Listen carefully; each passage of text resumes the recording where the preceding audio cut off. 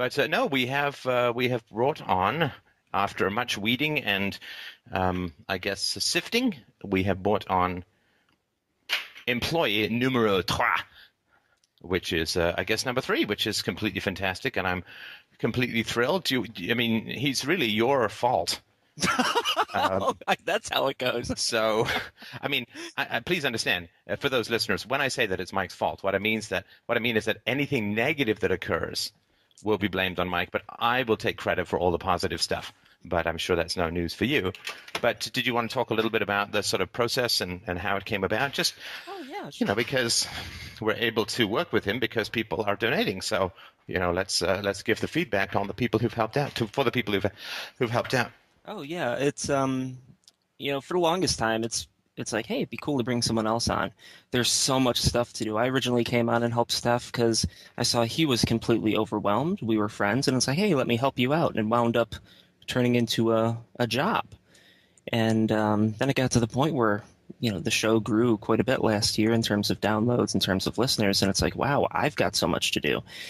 And what did we do? I guess since it's been about a year, just a little under a year and a half since you came on board, and what sort of growth have we experienced? Well, last year, I think I ran the numbers in January, and it was triple in downloads and video views, triple the size of the audience in those terms. And right, so we've gotten 300% size over a year and just under a year and a half, and that's fantastic. And this is why people who invest in the show, people who donate to the show, FDRURL.com/donate, are not donating into a static entity. Like, your money is the gasoline that fuels the fire. A philosophy that is the wrong metaphor for burning down the world. But anyway, I mean, this is sort of what we're trying to do is really, really grow the show. It's not just, hey, done a podcast, let's go to the beach. But we're working fiendishly and fanatically, I dare say, to really grow the show. And that's what's coming out of it. So, yeah. But sorry, go ahead. When we went down to Texas for the Texas Bitcoin conference months ago, and we ended up stopping by the Alex Jones compound, and all those people were really cool. And I really liked the team that they had working with them. I mean, he has like 50 some employees, and it's like a well-oiled machine of doing stuff. And I saw it, and I was just like, I want a team. We could do that. I want that. I think what you said was, I think you wanted to create a sanity, if I remember the phrase correctly, Mike, it was something like a sanity buffer between you and the host. I think that was the phrase that you used. And, obviously I can completely understand that.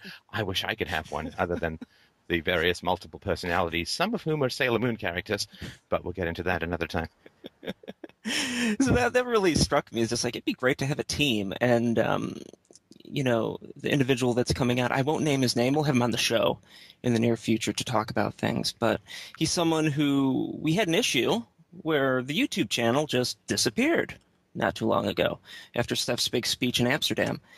And some people were concerned about, man, are all the videos backed up? What happens if this happens again? Of course, Google gave us no explanation as to what happened.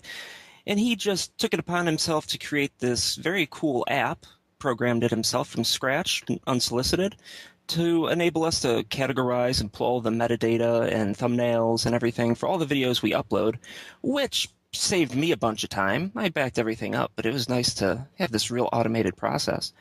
And it's like, wow, that was fantastic. And then we ended up having a conversation a little later about what I was doing with the show. And I had a project that I was not too enthralled with. I was working on a presentation on net neutrality, and it's one I've wanted to do for a while. Oh, it was giving me headaches. It's very technical, and it was really tough. And I'm just like, hey, would you be interested in doing this? And he jumped on it like a monkey on a cupcake. And he was very excited to do it. And I think we had a fully formed presentation in like 3 days that was meticulously researched. So you'll actually be seeing that coming out in the very near future, The Truth About Net Neutrality. And it's really interesting stuff.